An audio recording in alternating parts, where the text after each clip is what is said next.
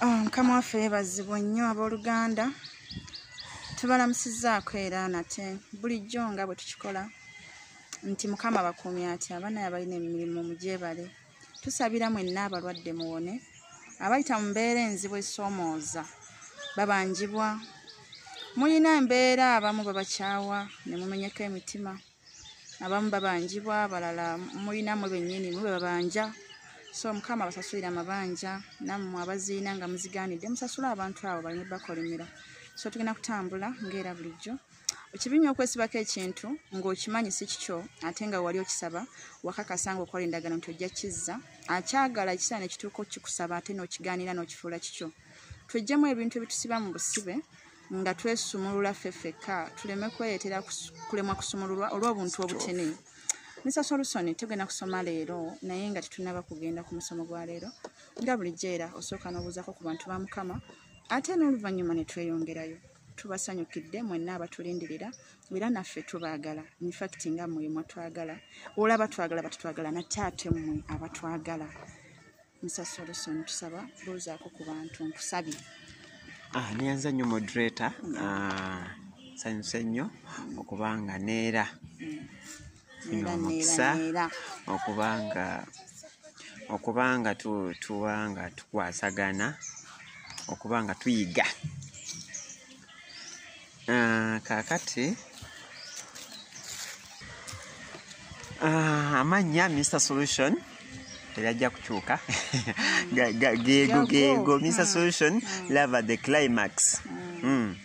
Right now tuzaate n'ekintu ekipya. Tugenda kwogera ku musajja gwe bayita Yesu Kristo. Nze bukyanzaalibwa suulanga mulala gwe bayita Yesu. Ate suulanga namulala ababeeyita Kristiana, ababeeyita baane, suulangayo Christ. Kyali eyita Yesu ali luweeri. Naye siyo ye yafa. Yamaze n'afa nakoma kumanya nga yeeyise. Yali yeeyita siyo yeeyita mmeza yafa. Mukama bannange kwetumikiriza. So leero tugenda kwogera ku musajja ono Yesu Kristo. Kakati eyo suula nnene Yesu okuva we yazaalibwa mpaka we yagendera mu ggulu ku lunaku lwa Pentekooti. Naye tetugenda kizinga wamu, tugenda kukola episodes. Kigenda kuba mu butundutundu. Naye nga nsaba tutambulire wamu kubanga buli ekijja kigenda kubeera fully packed. Omukwano mweguli, okukkiriza mwekuli, ebirungi mwebiri. Tugenda kuyiga bingi byonna bye batakuyigirizanga. Tugenda biyiga wano nze naawe.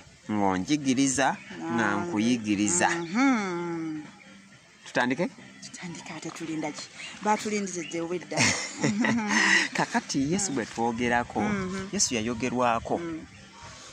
Yesu ono, Yesu lwaki ye bw'aba ajja okuzaalibwa asooka kulangibwa? Yalangibwa n'emmunyeenye. Nga tannaba n'emmunyeenye tezinnalabika. Yasooka kwogerwako nga bwe tusoma mu Isaiah oba Isaaya essuula ey'omwenda n'onyinyo lw'omukaaga. Awo nga wagamba nti omwana atuzaaliddwa. Omwana akoze atya? Atuzaaliddwa. Mulowooza ye mwana yekka yasooka okuzaalibwa? Yasanga abaana bazaalibwa. Nuwa yazaalibwa, Aburahamu yazaalibwa, Yakobo yazaalibwa, Isaaka wadde Mukama yagamba nti olizaala omwana. Naye teyalangibwa bwe yali ng'azaalibwa. Yagamba gw'ojja kuzaala ggwe. Naye ate bwe yatuuka okuzaalibwa tebaalanga. Naye Yesu alwaki alangibwa? Lwaki alangibwa Yesu? Yesu big deal. Big deal? Eri Katonda n'eri ffe. Akola wonna. Yesu lwe lutindo. Olutuuse eri Katonda. Lwe lutindo olugatta omwana w'omuntu ne Katonda. Nkitegeera. Bw'oyita mu Yesu otuuka ewa Katonda. Awo nkulaba. Yesu yajja okuggyawo ekibi. Nti omwana yali abulidde mu bibi, omuntu alituula ku bibi, alituula ku kukemebwa, ku temptations, alituula ku kyonna ekyali kirowooza nti kyekiwangula ensi. Ye Yesu Kristo. Najja n'akituulako n'akibuutukira bwe puku. Yesu bw'azaalibwa oba bwe yali ng'agenda kuzaalibwa tumulaba ng'alangibwa naye bw'atuuka okuzaalibwa obubonero bwalagibwa bwe buliwo bw'oba osomye wali mu Isaaya essuula 7:14 luli lwe nasomye ne ku luli bagamba nti embeerero erizaala ki omwana omulenzi omwana walibawo obubonero kati obwo obubonero obwo wano tubulaba nti Yesu bw'aba azaalibwa obubonero buki obwalagibwa emmunyeenye zaalabibwa waggulu ssatu nga zaaka ng'akamu ku bubonero nti gavumenti eriba ku bibegabega bye era bwe yazaalibwa kabaka Kerode n'agamba muntwale omwana gy'ali nange mumusinze yakkirizawo ye yagamba nange however wadde intention ye teyali yakusinza naye kiyayogera kyali kyakusinza kiraga amaanyi g'oyo azaaliddwa ne kabaka naye takkiriza kwegamba awulira akankanye tamulese kyekimu simanyi oba tukwatagana kakati Yesu ono Yesu yalangibwa nti yalijjawo ekibi yalituula ku mulyolyomi omulyolyomi muno ayogerwako mu kubikkulirwa omumpembe omulyolyomi era gwe gusota ogwo oguli betentebwa omwana w'omukazi kakati bwe tudde eno mu Genesis Eva nga bamukolimira n'omusota bagukola batya naye omusota bagugamba nti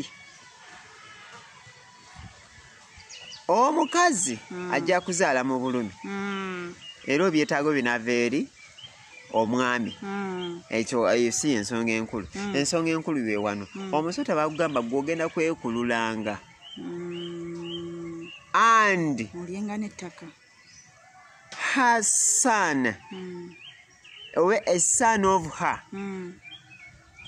will melt or will hit you on the head will smash your head omwana w'omukazi son of the woman who is the son of the woman Yesu Kristo ye mutabani wa Bikira Maria bali tebagamba Kairu ne Abel nedda kubanga abo baana ba kibi ekibi tekikuba kibi they were children of sin, were already lost in the sin. Now this one they are talking of agenda okutula, agenda okulinya, agenda okubetenta. Ye Yesu Kristo of Nazareth. Agenda okubetenta omusota gwaki omutwe. Okay, tujja kutuukawo ate waliwo kyenzijo balaga. Katukomewo wano nja kubalaga nga tweseewo mu maaso kati Yesu bw'azaalibwa ekyenjawulo kye kino Yesu bwe yazaalibwa bazadde be ne bagenda okusaba bwe bagenda mu yeekaalu ne batambula ne basaba after service ne batambula Yesu ng'asembyewa emabega bo bakoze batya bakulembedde Yesu n'abeeyawulako n'addayo mu kyaki neyegendera azanye kati mu biseera ebisinga ffenna abalokole tuyina Yesu omwana Yesu yazaalibwa mu ffe naye nga twamuleka emabega ffe twekulembeza ne tugenda gye twagala ne tutambula mu makubo gaffe ge tusubira ne tunoonya ssente ne tutambula makubo gaffe ag'okuba obulungi ne tutambula makubo gaffe ag'okuwasa kufumbirwa makubo gaffe ag'okufuna obugagga makubo gaffe ag'okweyagaliza amakubo gaffe ag'okwagala bakwano baffe oba okweyagala nga ffe Yesu ne tumuleka emabega ne tumuleka sayidi ng'era Yesu alabika atambula n'addayo emabega ne yeefuumulira ffe nga tetumanyi era nga bwe tugenda okwetukeberakebera Yesu taliimu mu ffe oyo Yesu yazaalibwa tontiisa nnyaata Yesu ayina waatuukira n'anvaako nadde emabega nze ne ngenda nzeka maaso nga bw'olaba nti kino kaali kabonero nti abazadde balina omwana omuto naye because of carelessness omwana bamulese atambule yeka emabega bo batambudde Mary ali ne bbaawe bagenda batambula bo bagenze you can imagine okutte mukyala wo ku mukono mutambudde mugenzi nga mulina omwana ow'emyaka 12 mumulese emabega nze ndowooza bwe nti omwana yali kulembedde mune mumuvaako emabega mu ngeri y'omumutalinga kitegeeza ki you have to put God first. Jesus must be ahead of you, should lead you. Amakulu nti Yesu omuleke mabega oba weyagaliza wetegerere okuleka emabega manyi kitegeeza omukazi omu yatunula emabega yafuuka empagi y'omunnyo mukyala Luti baali bamugana okutunulayo bamugamba totunula mabega yena atunulayo ebintu ebyemabega tubita bitya byemabega byayita kaakati bangi nga Yesu yafuuka history wamuleka dda is behind ng'okujja kwe tomanyi nti yagirira gwe ng'okujja kwe Yesu you appreciated Yesu thank you for coming nenga kyakomaawo nga wasigala genda ku Christmas n'osaba ne Easter n'oyambala akagoye akapya naye nga munda mu gwe Yesu taliimu yafuluma dda n'agenda ali ku lulwe naawe oli ku lulwe meaning nti Yesu tulina okuba nga tutambulira wamu naye mulina kutambula nga munyumya mu kkubo that the relationship should be there a father anyumya ne mutabani we father son talk kakati Yesu alina kubanga akuli maaso atukulembedde Bible egamba nti Mukama atukulembera ate natuvaako emabega ffe tubeera wakati awo okitegeera nti bwe tulaba abaana ba Isirayiri emisana Yesu yafuukanga ekire ekisiikiriza nga bw'olaba guno omuti esheruta omusana guleme bwokya kuba ali mu ddungu ate ekiro n'afuuka empagi ey'omuliro ogumulisa weya they are going kakati toyinza kuddira light gwe n'otambulira emabega light erina kuba mu maaso nti wooli nnyo okola otya naye ate light bwebeera emabega kitegeeza gwagimulisa Jesus said, I'm the light of the world, meaning he's the one to be in front, not behind. Okitegera kakati webekebera nga Yesu tali ne baddayo emabega bana baali bagenda ku church abaali bava ku church baali bavaayo bubi ne baddayo nga bamunoonya tebagenda straight ku church we bagenda bamunoonya banne Yesu mulabyeko wano kakati wulira ebiswaza omuntu omukulu ogenda otya ng'ogaa nti omwana waffe atukuze kuba tutambula ne mundabiddeko ku gundi kwega bakubuuza gundi muntu mukulu mwana muto you understand kiswaza nnyo omulokole ogendanga Yesu omunoonya bunoonya tukanga alina kubeera naawe wooli Yesu bannange kwegamba Yesu nga tali muggwe wabula ng'omulabira mu bintu ali mu mmotoka kati awo Yesu baba mulabira ku ssaati omwana adde ayambadde essaati ya bbulu mumulabyeko wano kati nti abantu Yesu twamuva tumunoonya bunoonya tumunoonyeza mu bintu byanjawulo mu bugagga emmotoka Yesu bwompa emmotoka mmanya Yesu wooli bwompa kino mmanya Yesu wooli banna Yesu muwulidde wa nti waagundi gyali nno osegeera nga tugendayo nga tunywa ku mazzi nga tegakola tugende waagundi nga tuwa kunda okuwa nga zigaana okukola nga tugenda tunoonya mpaka we baddayo ne bamusanga wa ku church lwaki bamusanga ku church meaning no places like home church ye nyumba ya Katonda omwana yaddayo ewaka neyaberera eyo kakati Yesu kyava agamba nti tubeere kanisa iffe tubeere kanisa lwaki ayagala abeere ng'atuula mu ffe munda wants to be sitting in us nga tetulina munoonyeza eri wano ne wali wabulanga ali mu ffe okiraba ekyo Yesu kyasinga okukola atya okusanyukira era kyetaaga mu ffe ekyo kitulemye okukola kati Yesu bw'ajja bw'akula tumulaba ng'agenda okubatizibwa naye nga tannatuuka bamulabira from a distance abatiza amulengera bw'oba osomye Matayo essuula 3 ndoza okutandikirawo ku lw'14 okutandika ku lw'11 sorry okutandika ku lw'11 agamba nti nze mbabatiza n'amazzi Matayo 3 naye oyo ajja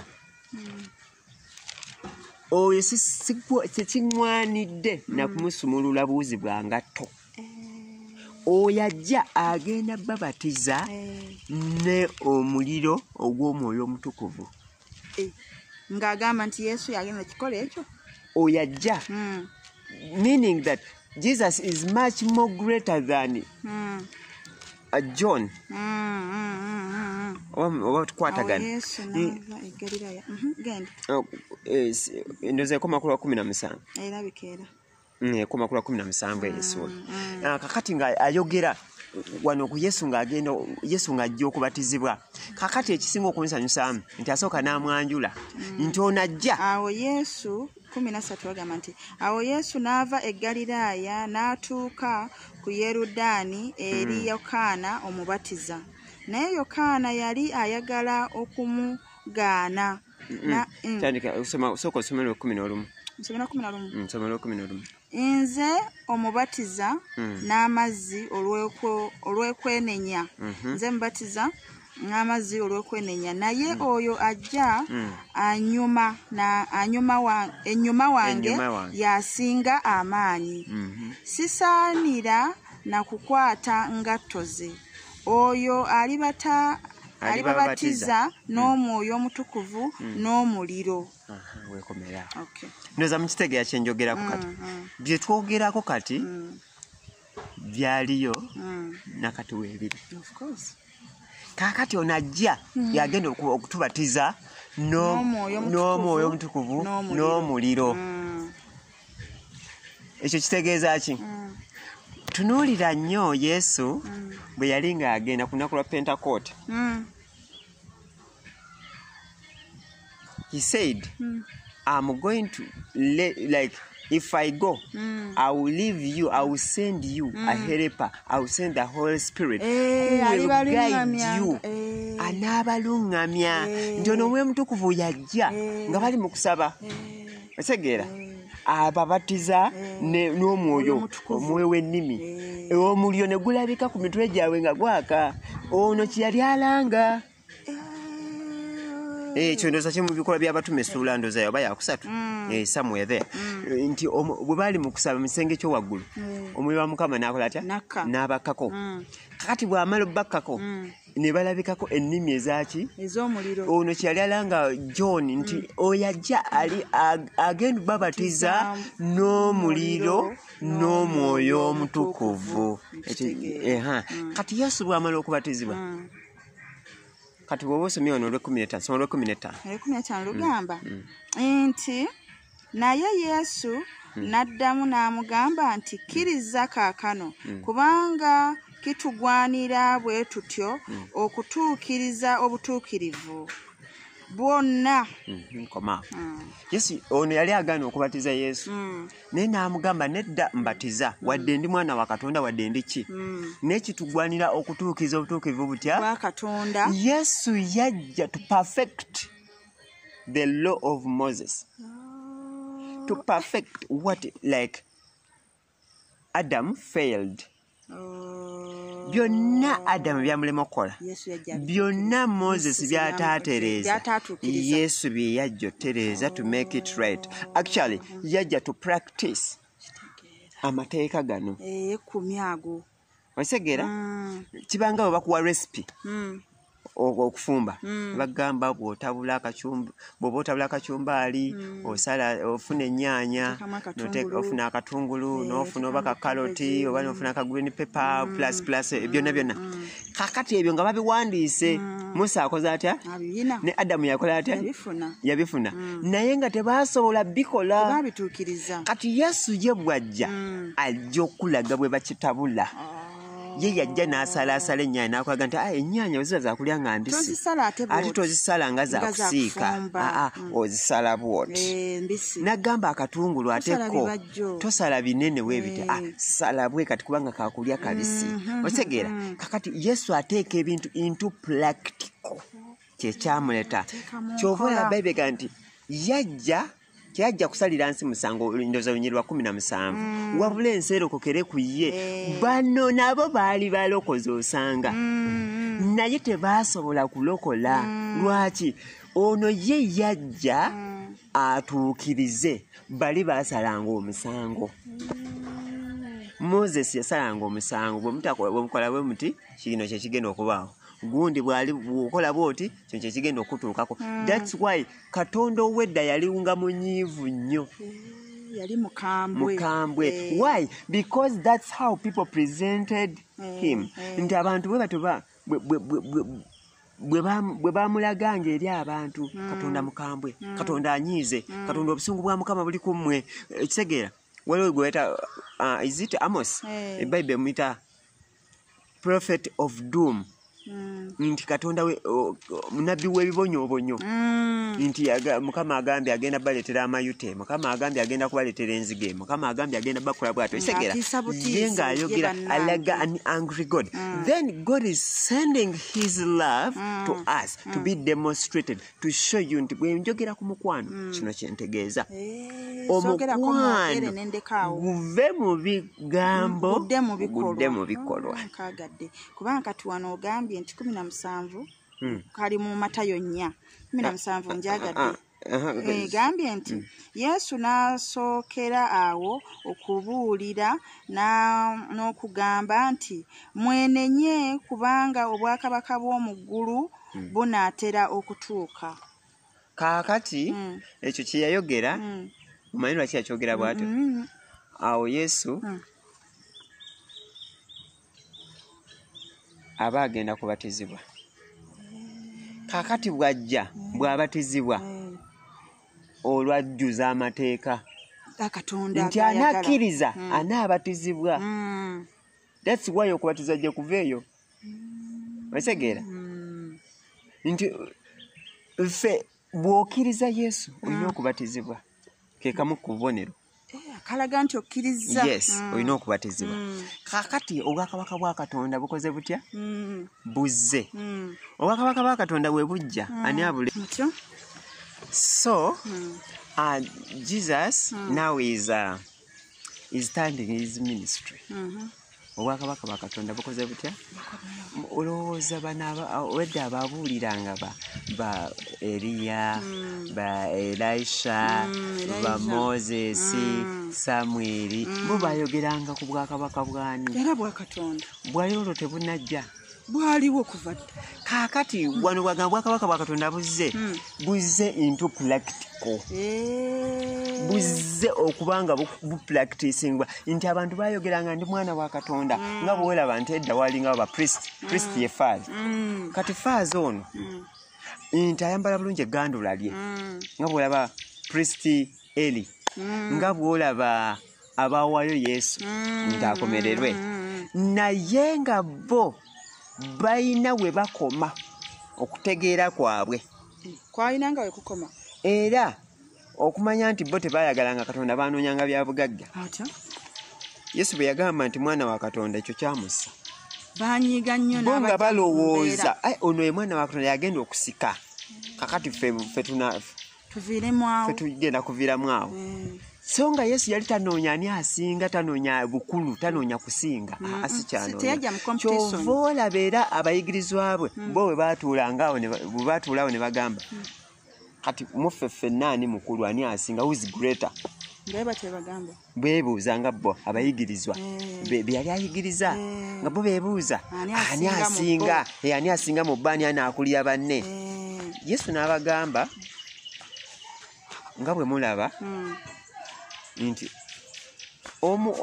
oyo aneetoowaza n'abanga omuto. Aneetoowaza n'abanga omuto. Oyo anaaweereza banne. Anaaweereza banne. Aneetoowaza okweteeka mu kifaananyi ng'eky'omwana omuto. N'aweereza kubanga omwana omuto aba aweereza bakadde be.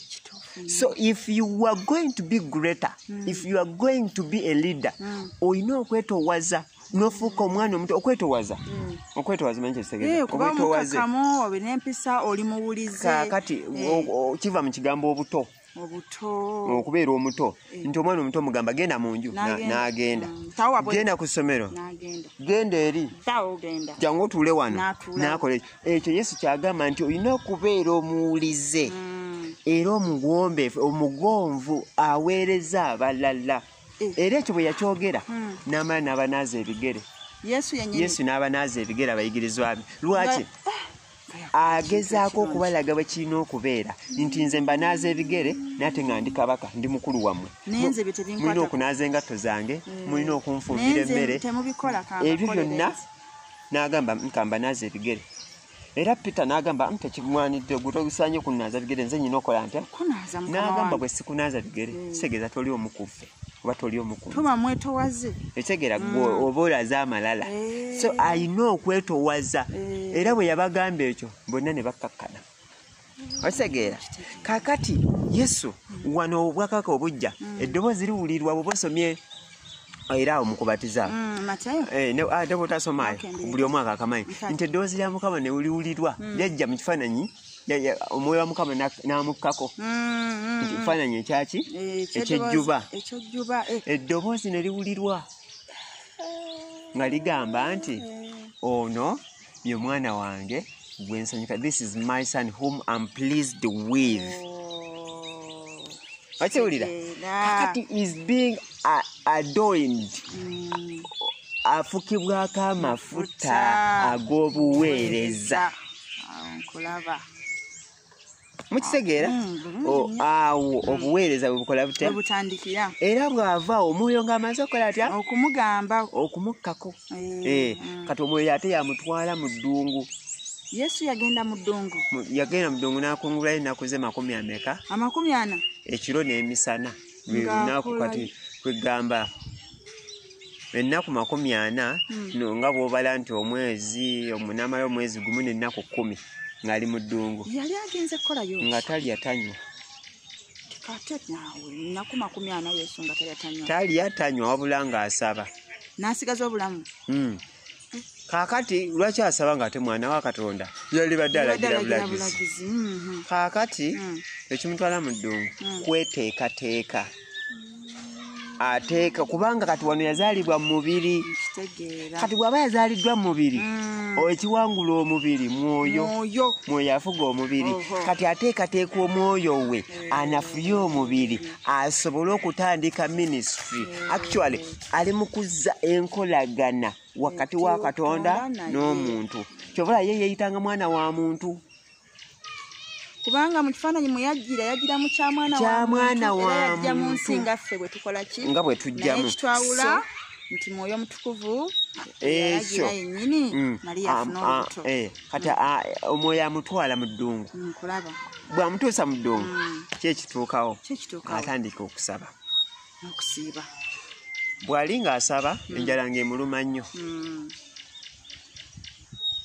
enjala yamuluma ng'omubiri bw'ogumanyi gulumu enjala naye ate omwoyo oguba nga gukuse enjala togiwulira kasi sitaani kwe kujja ng'amugamba bw'oba osobola ddira lino ejjinja olifuula omugaati olye owone enjala naye kati wulirira ekyawandiikibwa ekyo kyawandiikibwa kino ate kyekindaga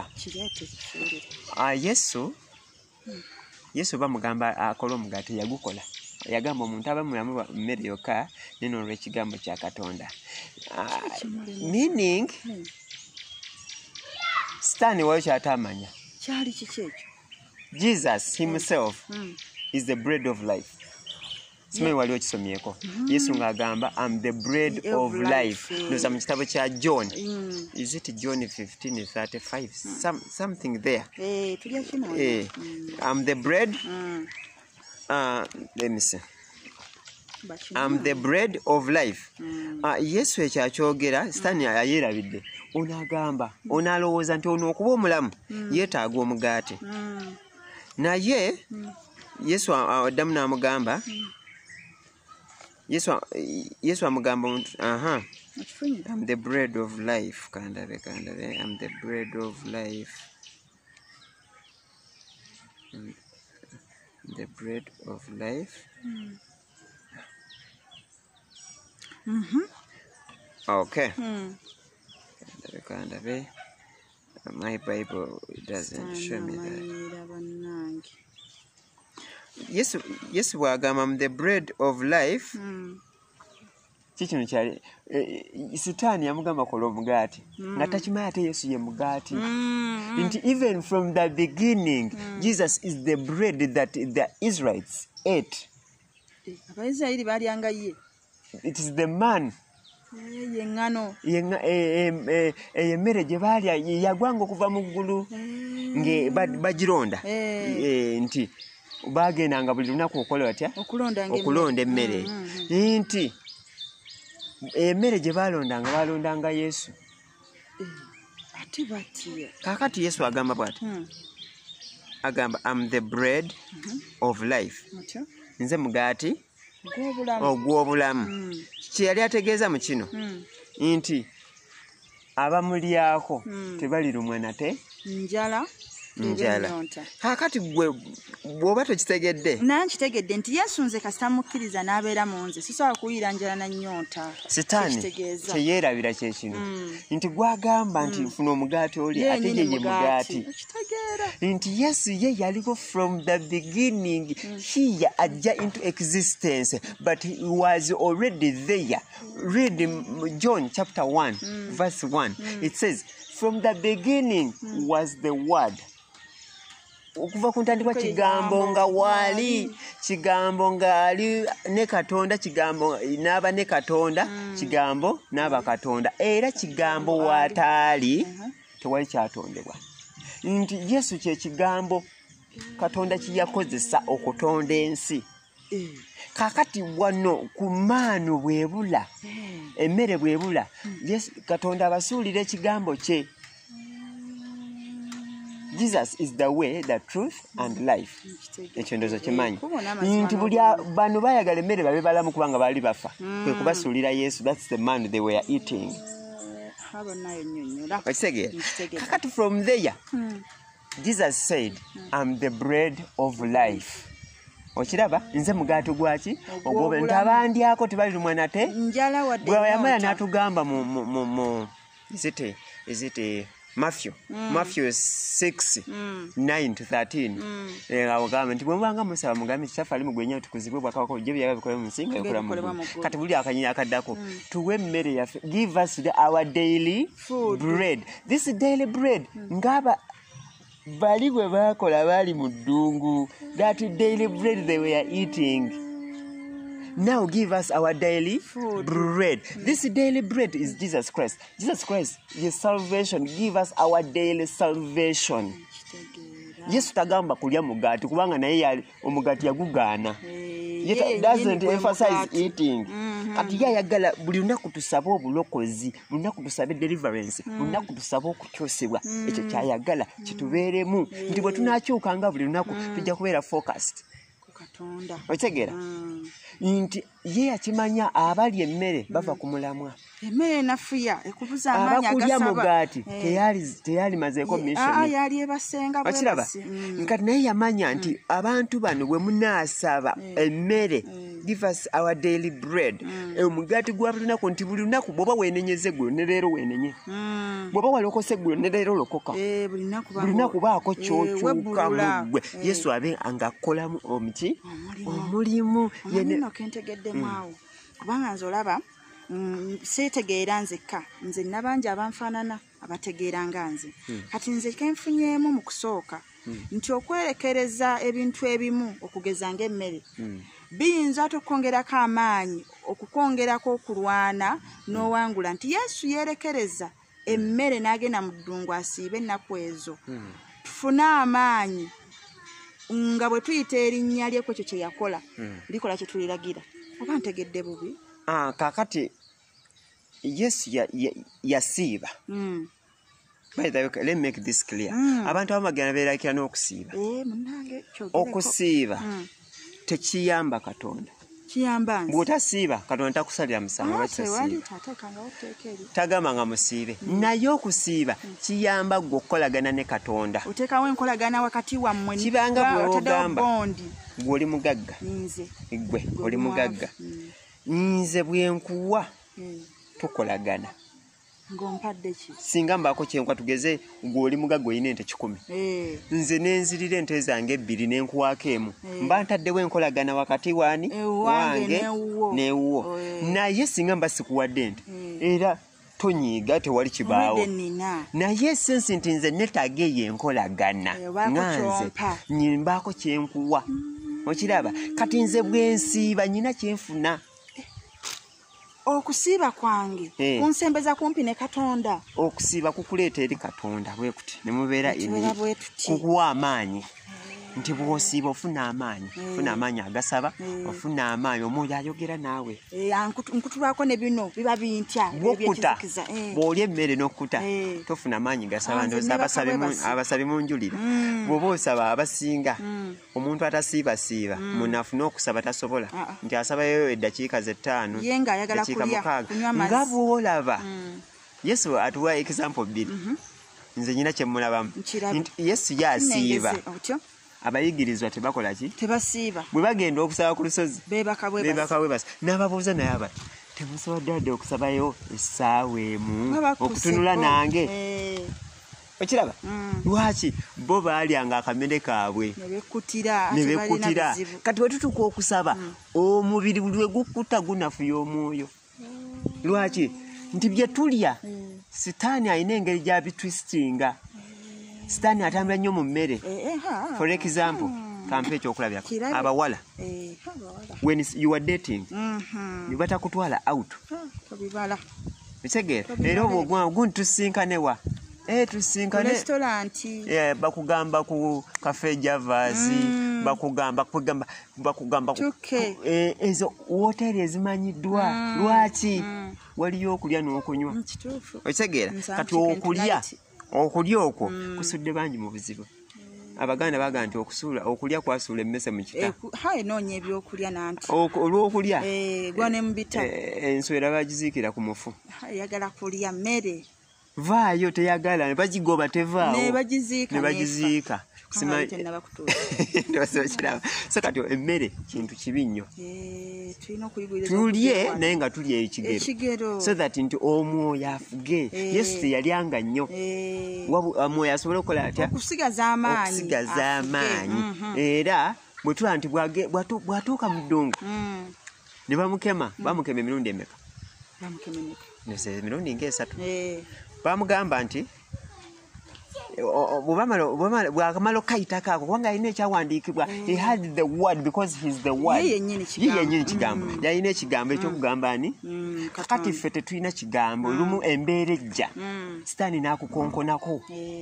Gwe oyinamu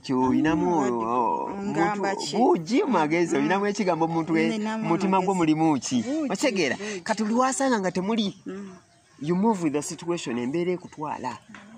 N'ogamba naye n'otandika okukaaba bannanze simanyi bwe ngenda kukola. Why? Because you don't have the word in you. When you have the word of God, it restores your soul. It restores your peace. N'oba n'emirembe. Yesu yagamba nti gino emirembe gye mbawa si ng'ensi gy'ebawa. Wabula emirembe gye mbawa gya mirembe na mirembe. Because emirembe yagikola.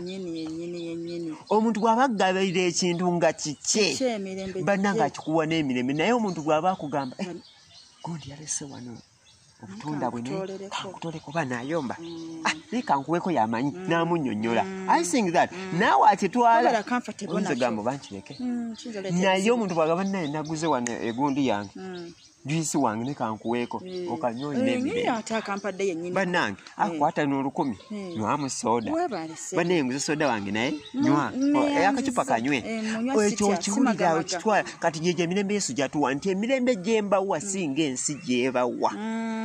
Emirembe gye mbawa nze nagyekola. Emirembe yagikola. Okitegeera? Kati bwe tuvaawo wulira akaddako Yesu bamugamba olaba kino kyonna ekibuga tunula olabe Dubai olabe ebyo ebizimbe byonna sente zirimu. Laba Gold ali mu America, laba Gold ali e Uganda, laba bannange byonna kasita onsinza byonna gwajja okubaafuga. Sitaani akema Yesu. Naye kati kambuuze Sitaani akemye emirundi emeka akulaze bya bugagga kiri n'otandika n'omusinza? Bitono nnyo naawe. Otegeera? Simu eyo smartphone. Kambuuzeemu akabuuzo akalala. Ku bintu ebyo byakulaze byonna byakusuubiza yasigaza ki? Sitaani. Yasigaza ki baba bikuwa? Ate asigaza ki nga byonna abikuwadde? Anti ye tataloosi boosi.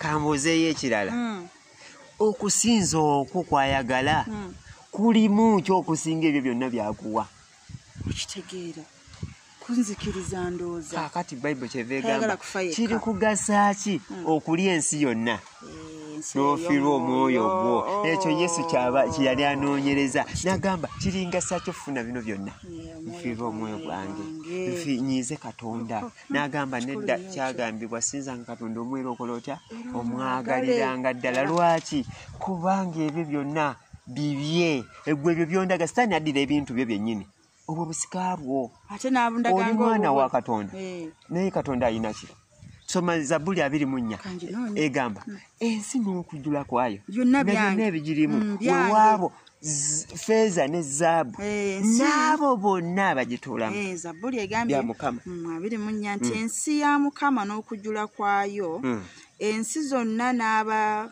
n'abagituulamu kubanga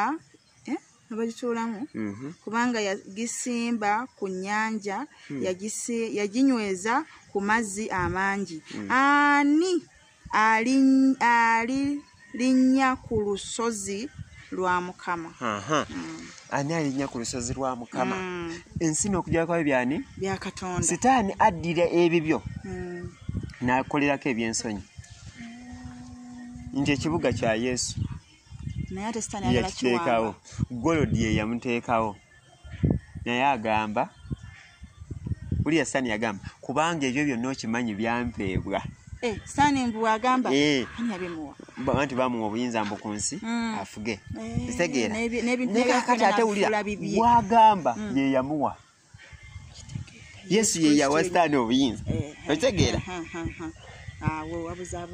wabuzaabuza abantu kakati awo bamuwadde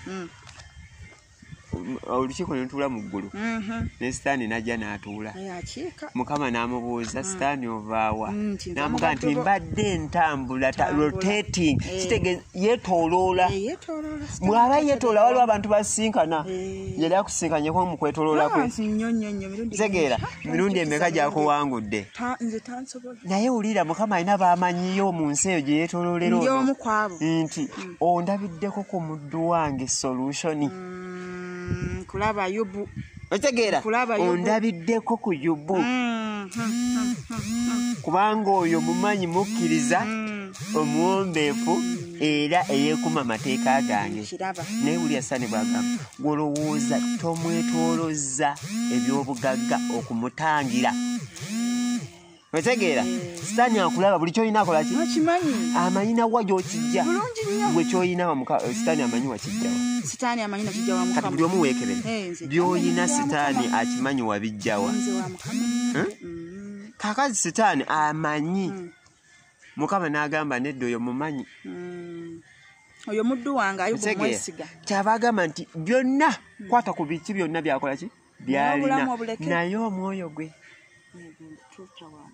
soul the soul kwata ku mubiri this is guno guddawo but the soul kakati waliwo sitaani Mukama waleka sitaani akwate ku byaffe tuyite mu kugezesebwa okwo netukaaba nnyo Mukama taliiyo Mukama nze tanjagala buli woyogera ekyo sitaani aba awangula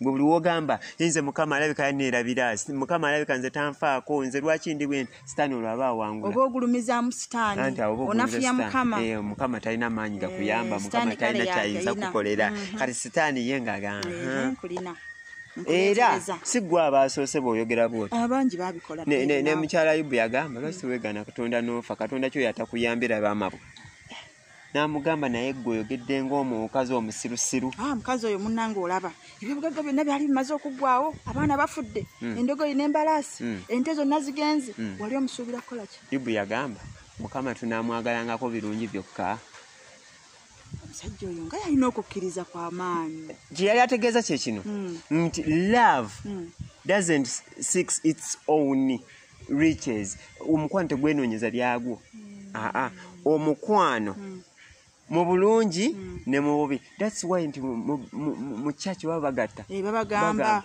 mu bulungi ne mu bubi kakati ono mukyala Ayubu teyalayira yali si mutuufu. Naye Bayibuli egamba nti omusirusiru ayogedde nti tewaliyo Katonda, ayogedde mu kamwa ke. Omusirusiru asibibwemu ejjinja mu bulago asuulibwe mu nnyanja.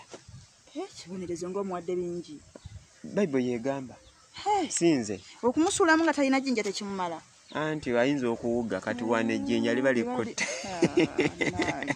So ndozo olaba wano amaanyi ga Mukama nti amugamba ngenda kuwa bino naye nga byamulaga byani byono ekyasembayo naye Yesu yalina ekigambo mwana wa Katonda n'okuba n'ekigambo kyekiriwa kituwe beera n'ekigambo kya Katonda Bayibuli eno erina ebigambo bingi ekitegeera mulimu ekigambo kya Katonda. This is the word of God.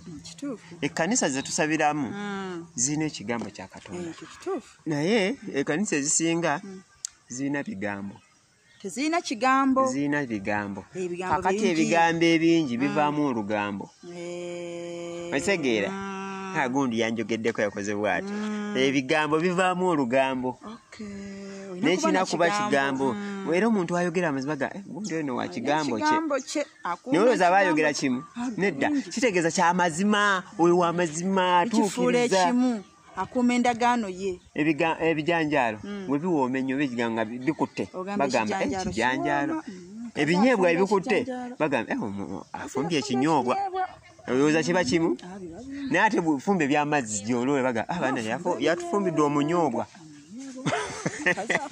Noza kitegedde. So kati ekigambo kya Katonda ekyo ekiri nga mmaliriza.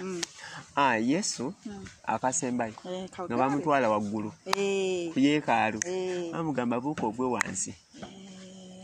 Bakyamukema ali mu ddungu akemebwa. Akomeddwa ogwokubiri akomeddwa ogwokusatu. By the way bwe bamukema ogwokubiri Bayibuli egamba awo Sitaani n'amulekamu akabanga. Kitegeeza oyinza okuba nga wooli Sitaani akuleseewo akabanga nti bw'oyise ka sitepu akasooka bw'oyika ekigezo ekisooka mufunamu akalembereza n'akulekamu akabanga naye nga buli waleeta aleeta ekisinga ku kiri. Kati ate ffe tetubitegeera. Kasita wano obadde okabira emitwalo 9 n'engifuna laba obadde wakagira bwoti n'ofuna akuwa 5 Mukama Katonda awo nga ebyekino bivaako ng'osooka otunulira 5 gw'abadde asiiba mu kyaki ng'okabire ng'osooka ogenda omala omwezi mulamba nga tukomyewo osooka omalirizawo 5 kakati kumbe Sitaani akola ki akomawo because abadde akuleseemu bulesi bwe bagamba akuleseemu kitegeeza akomawo naye akuleseewo bulesi akaseera akuwaddemu time kabriza akuwaddemu awo alabe will you come back or you won't oneerowooza Sitaani bw'akema okemebwa is not a sin. Temptation is not a sin. Naye okikola that is what is sin. Esegeera naye ffe ekigambo kya Katonda kye tubeera nakyo kye kituyamba obutakemebwa ebikeme ebisinga oba ebimu Katonda akimanyi biba bizibu nga tetujja biwangula okusinziira ku texture yaffe okusinziira ku mbeera yaffe situation yaffe tetusobola kukola ki kyava tugamba nti bw'obanga osaba gamba tontwala mu kukemebwa. Lwaki sigamba nti oba oyonoonya bw'okemebwa naye bw'onoogera mu kukemebwa toyinza obutadda kati nakyo olina okukimusaba nakikutangiriza ekigambo kya Katonda. This is a manifesto of God. Buli kimu yakiteeka wano nti kino ekigambo kya Katonda kyekikuyamba not to get lost. Noto ne bw'onookemebwa ojja kuyitawo ojja kuwangula. Why? You have the word. Nti Yesu yayitawo lwa kigambo naawe ekigambo okiyina. Akasembayo ng'amwisa waggulu ng'amugamba buuka ogwe wansi kubanga yagamba ataliremwa kusindika bamalayika be ne bakuwanirira ekigo ekyo ne kiteesatala ku jjinja. Bw'obeera gw'okola singa yabuuka n'agwa wansi teyalibaddeko kyalibaawo. Yalibadde talina nakyabaako kubanga yalina amaanyi agakkirira mpaka wansi yalina amaanyi agagamba nedda ŋŋaanye yalina amaanyi agagenda mpaka mu ggulu kyalibadde tekimufuula nti si mwana wa Katonda kyalibadde tekimuggyako kintu kyonna naye yamugamba nti yamugamba nti buuka ogweyo mu kiwonvu obuuka ogwe wansi bamalayika bakola batya namugamba tokemanga mukama ki Katonda. tokemanga mukama Katonda wo. Otegeera Katonda tomukema nti kangende mu nnyanja kangende nkole bwenti kubanga mukama yakola bwati ekyo Yesu yali akisobola naye lwaki yakikola olina okuba n'ekigambo kya Katonda kya n'amagezi singa yakikola awo sitaani yaba akulagira Katonda tannakugamba oba otambulira ku ntolo za sitaani kyagamba mbu kyokola ekirala ffe nga ffe abagoberezi be twalikoze eki tumutwalanga okuba nti buli kye bamugamba ye role model kakati nga waliwo ebintu bye yali badde akola naye olw'okubeera abo baayagala olw'okubeera abo bamugoberera olw'okubeera abo baayagala bamulabireko n'atabikola nga ne we yali kikoze si kibi tizontasina naye olw'ekyo kyayagala okuteeka mu ggwe olw'ekyo kyayagala obeere naye n'agamba kino sijja kikola ekyo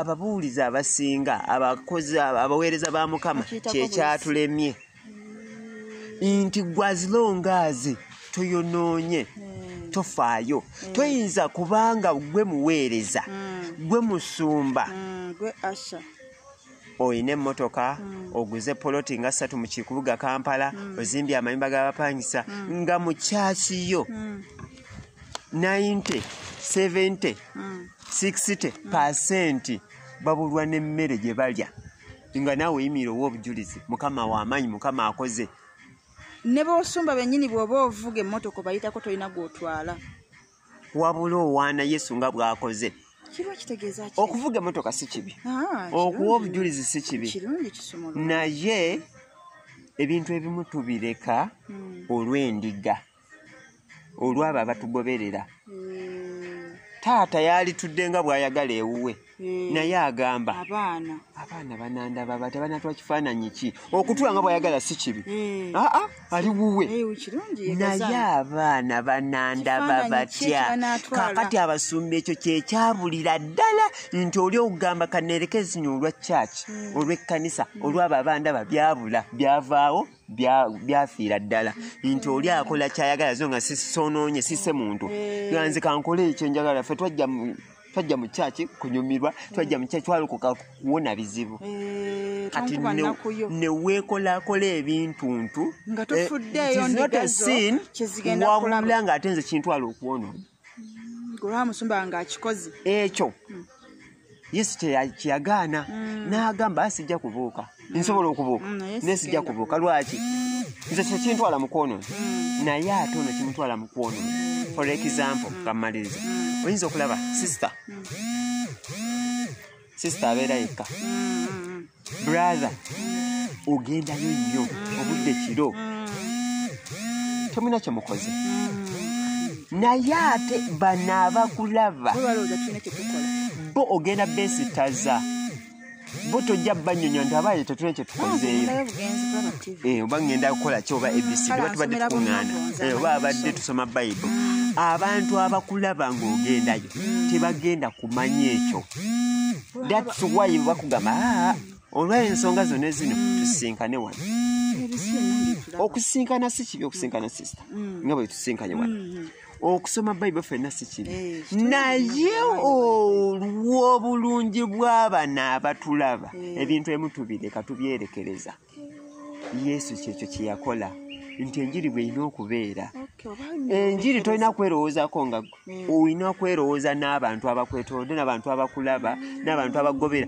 n'abantu b'oyagala bakwegatteko noweerumirirwa ng'olumirirwa n'abalala Yesu bangi abajja gy'ali si lwakuba nti yababuulira enjiri naye lwakuba olw'ebyo bye baalaba kyali ekyo kyali he was who he was nti ekyo kyali ekyo kyakola ekyo kibaleetera okuba nga bamwegattako nga kibaleeta abantu nti was innocent about anything ekintu ekikolanga mu lujjudde kati ffenna bwe tulina okukola tutya okweyisa nti wadde ekintu nze tekinkola bubi otegeera naye oli munnange njagala nnyo pooko naye olw'obakwano bange abasiraamu abatagirya sigenda kulya pooko kanjesonyiwe kanywewo kasoda kandyewo ka biifu bino mbireke otegeera njagala nnyo chicken era nze njagala nnyo okusala chicken n'olwokuba nkyaziza abasiraamu bwe naasala tebajja kulya kati olw'obulungi bwabwe boka basale kubonebo basala nze ndya sirina buzibu kati boka basale tuliire wamu okyaba kakati ekyo kikola ku lw'obulungi bw'abali enjiri bw'erina okubeera nga bwe nagambye nti tetugenda genda nnyo maaso naye tugenda kukomawo n'akatundu akaddako yesu ava mu ddungu atandikira wa awo ffenna awo twagalawo ebyamagero bikoze bitya alright so kati thank you for watching tukyagenda mu maaso n'okusoma bayibuli ebyawandiikibwa bino biwandiike bwe tukyogera ng'owandiika ng'osoma so that omanyira ddala amazima gakufuule wa ddembe naye bwe batulina byawandiikibwa togenda kuwangula kubanga bw'otasoma byawandiikibwa nga babikusomera busomezi babikunyonya bunnyonnyozi togenda kubaako wootuuka togenda kubeera wa mugaso nnyo kiri awo so mukama bawa omukisa mbaganywa Mr. Solution gemanya tweyongera okumanya tweyongera otegeera Bible subscribe don't forget munyenye eyaka toteekako emunyenye munyenye eyaka mukama bawa omukisa love you all